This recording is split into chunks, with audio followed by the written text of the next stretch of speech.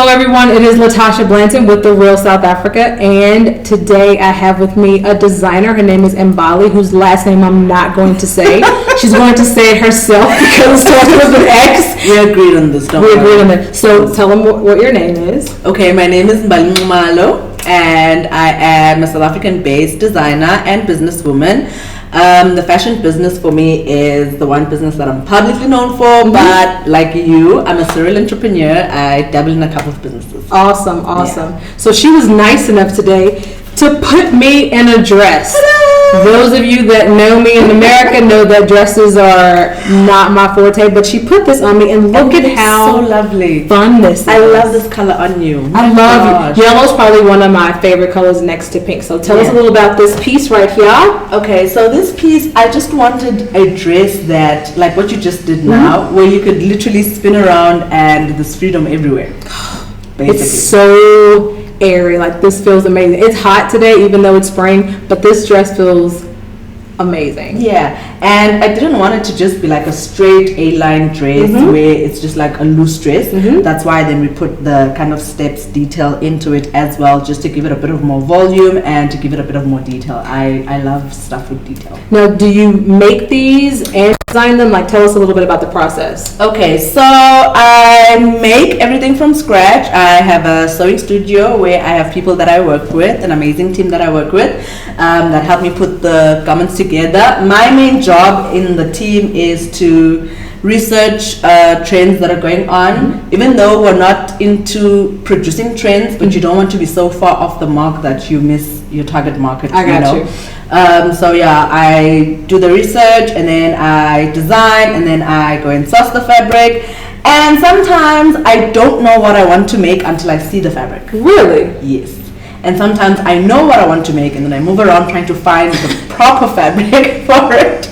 Like, sometimes I will make a garment that was not in the plan that we had planned, just because I came across the fabric and I thought, oh, this fabric, this idea, perfect, you know. And the spirit just kind of hits her. That's what happens when you are a creative person. So that's amazing. So this fabric right here, you just decided it would be best to be like flowy like this? Yes, this fabric is viscose. So viscose is very airy, which is good for summer because it doesn't stick on body. I think you can tell. It's like it's very, very light, it doesn't stick on body, and it's quite breathable. So it's basically the perfect summer dress. So tell me where I would wear this to as a person who does not frequently wear dresses. I own dresses, don't misunderstand me. I do own dresses. But you see me in one right now. Today. and even though I have this dress on, I'm still wearing Pumas. But don't judge me. I like Pumas. She's my model, so it's fine. Okay, so a dress like this, my ideal thing when I thought of it, when I saw the finished product, was white sneakers. Oh, I got plenty of those. Yes. That means I can wear Pumas with it. Happy camper. Or you can zhuzh it up with like a kitten heel and go to a cocktail. Really? And just live your best life and look like this sashaying queen, moving all around with your dress and get away with it. Actually, guys, when I do this right here, the breeze that I feel is amazing. Don't move away. I do want her to tell us a little bit about what she's wearing. Okay. Which is absolutely gorgeous. So tell us about what you're wearing. So this dress is like a date dress. That's what I A date dress. Ooh, like you wear this, you go seduce your man, girl. You put on your heels, and you go get your groove on. I love it because there's no lining. Love this fabric. Right? This is like crepe. It's like a, what do they call it? It's like a cotton crepe. Okay. That's what we call it. That's fine. It's like a cotton crepe. It has a bit of like embellishment on the actual fabric. Oh. So that's what distinguishes it from something like this, for example. In terms of the texture and the feel. And then I just love this little ruffles because, like I said, it's a date dress. It kind of just gives it a bit of flirtatiousness. It's like a little bit of a zhuzh. If you've got a cleavage, unlike me, it's fine. You can get a bra push-up bra if you want cleavage. Get away with that part going on there. Do whatever you need to do. And I love the infusion of the colors because at a glance, it looks like a dark dress. It does. Because of the dark navy blue that's going on. But because of the infusion of the red and the light blue and a bit of brown and beige, it just... it's gorgeous. It's gorgeous. It stole my heart. The fabric. Yeah. So she's got another dress for me. So you guys are gonna have to hold tight because I'm gonna put on another dress. I'll be right back. Yes. Okay, guys, we are back. She has me in another dress, and this one feels just as amazing as the other one. Very airy, very light material, yes. and I feel like such a girl. You look like such a girl. So tell us about this one. Okay, so this is a very romantic dress. In the sense that it has the red roses and the glittering of the gold on it, and the fact that it's on a black background, for me that's what just makes this fabric look so amazing. It's a chiffon fabric, and it's basically a dress that you can wear to honestly anything, a wedding, a baby shower if you're a guest. Not going to no baby showers in no dress. We're not doing baby showers this year, we're doing business showers. Okay, business showers. Okay, yeah. Business showers. Sorry. Or you on a girl's lunch date. Oh yeah, like a brunch or something. Yes, with your flats, and you're good to go. I absolutely love it.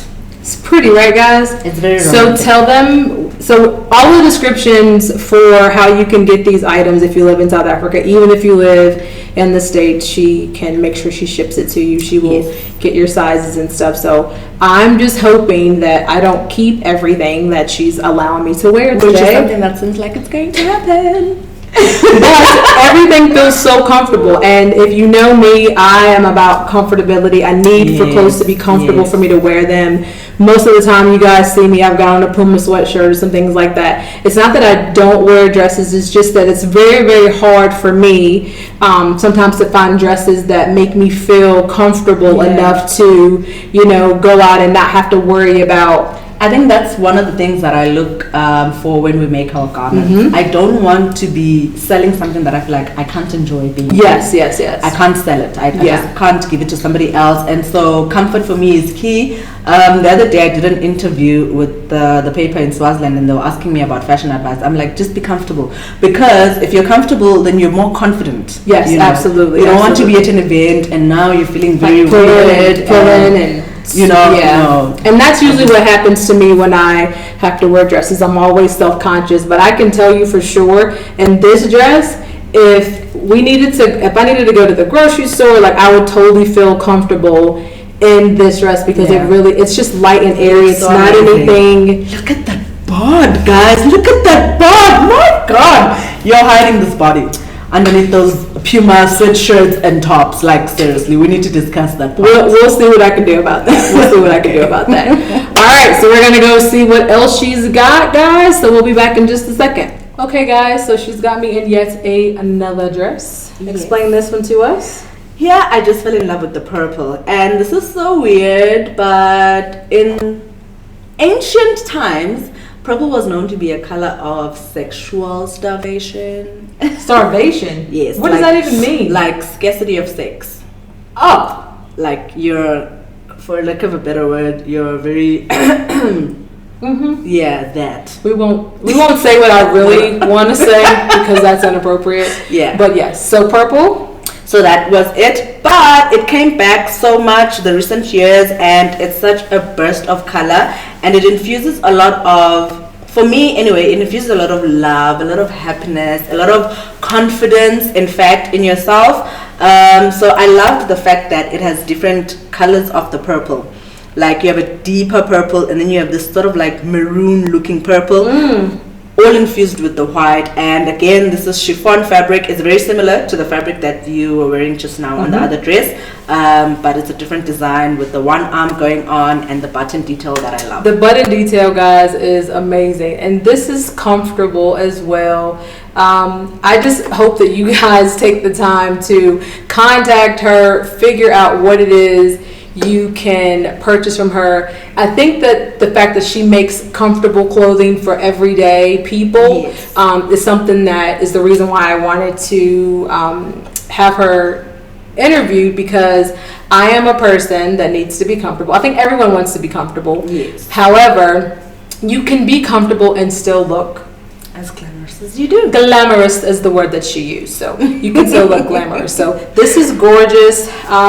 We're gonna have a sit down in just a little bit. We're gonna talk a little bit more about her and how she got her start. But I wanted to show you guys the clothes first, so that you can get an idea of what you can expect. She is a straight designer, which means if you have an idea, she can help you with that as well. Yes. So believe me when I tell you, she is creative at best. She's amazing at what she does, and I can't wait to wear some more of her clothes in other videos, because I'm probably going to purchase more than I should.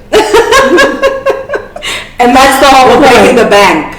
That's okay. That's okay. If you're gonna live amongst the South Africans, if you're gonna live in South Africa, you gotta do like the people do. You gotta dress and look as gorgeous as they do. And as my husband tells me all the time, I gotta give up on my Pumas. That might be a little bit of an issue, but right now, I just wanted you guys to see her beautiful designs, and we're gonna talk in just a moment. So we'll be back in just a second, guys. Okay, so tell me about this piece right here.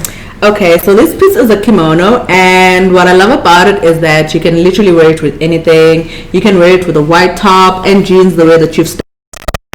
You can wear it with a dress. You can wear it with you can wear it over your swimwear as well. You can literally put it over anything, and also the fact that it has pockets just makes it a bonus. Pockets make everything a bonus. So I'm just gonna ask her the hard question. How did you get into this?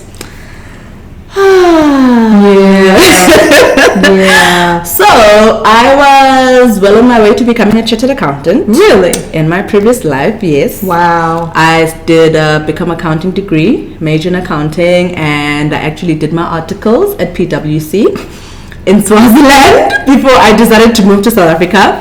When I moved to South Africa, I did my postgrad with UJ, and after I was done with that, to be quite honest, I just started feeling very stuck in my life, feeling uninspired. And you know, the CA journey is not an easy one. You really need to be someone who's very pumped about it, because it's long hours of study and always at work between auditing and going back to your books. You know, it just, you really need to be inspired. It really needs to be something you really want. And I just got to a point where I was like, I don't think this is what I really want. Did it stop? Was it ever fun?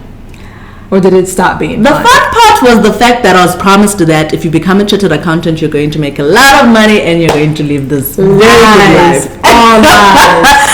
You know, so when I started feeling very sluggish about it, I was, to be quite honest, we laugh about it now, but it was a very difficult time in my life, because I used to spend days crying. I was miserable. Yeah, I was just miserable. I was like, I'm not enjoying this.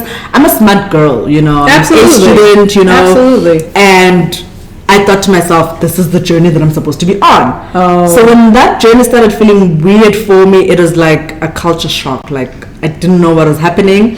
And then I sat down with myself and thought, this can't possibly be the only way that or a person can be able to live a good life, have a car paid off, have a house, you know, just live. She's checking off boxes. Well, because that's what we all do. We all check off boxes. Yeah. After you've checked all the boxes, you wake up one day and you say, all the boxes are checked, and then the last box is happy, fulfilled. Right. And that doesn't always happen. I understand exactly what she's talking about. You guys know my story. So you decided to... So then I sat down and thought to myself, previously when I was still in university, I used to do a bit of selling. You know, entrepreneurship has always been something that's run in my family. Even when, as a kid, I used to do a bit of selling to my friends. In fact, I used to tutor some of my friends after for school. money? Yeah. So then their parents would pay me 30 Rand a month per child at that time. And I was in primary school. So here she is, already running the business in primary school, and yet she decides to try a life in to take the path that they all encourage us to take. Yes. Not that education's bad, I'm just saying she was already entrepreneur minded. Yeah, I was. From a very young age. In fact, I often tell parents that I meet, and I tell them, you know what, if you see something in your child, encourage it. I love the fact that my mom didn't try to shut it down, even though obviously she didn't let me go off and be in business school at the age of 12. But maybe she should have. She should have, you know, but I think just given the fact that her generation had not seen all that even before, you know, but obviously when years later my family was like, you know what, you need to stop entrepreneurship, focus on your studies, you're an A student. And then fast forward, I thought to myself, what can I do with my life that will make sure, like I said, I just get to live a life that I'm happy with, you know, in terms of being able to afford my lifestyle as well as, you know, the everyday things that we want. And food, clothing, roof over your head, you know, simple things we all need in life, you know. So fashion was it for me. I've always been drawn to being conscious about how I look. So you've always been drawn to fashion. So I've always been drawn to fashion, and it just became the best thing that I could do at the time, you know. I thought to myself, I wanted to do a fashion business, and like I said earlier, it's the one business that I'm publicly known for. I do dabble in a couple of other things because obviously we need to pay more bills as we grow older. Responsibilities, you know what. So yeah. But when I started, I really had no idea about sewing. Like, I didn't go to fashion school. I had no fashion certificate. Like, I literally had nothing, you know. And I decided I was going to take a course in sewing. So I did a course in Joburg CBD. No, the CBD is just that, guys. It's district. Like, it's always busy. And you don't want to be there and not aware of what's going on in your life. So, but anyway, that class really did help me to learn how to draw patterns, put a basic garment together, you know, obviously a basic stitch and stuff like that. However, at the time, I just felt like I needed the business to do a bit quicker than I could get it going on my own. So then I decided to hire other people who were skilled because I thought to myself, I don't really know how to sew. I don't have 10 years working experience in a manufacturing company. So I hired people and I worked with those amazing people to put all these garments together.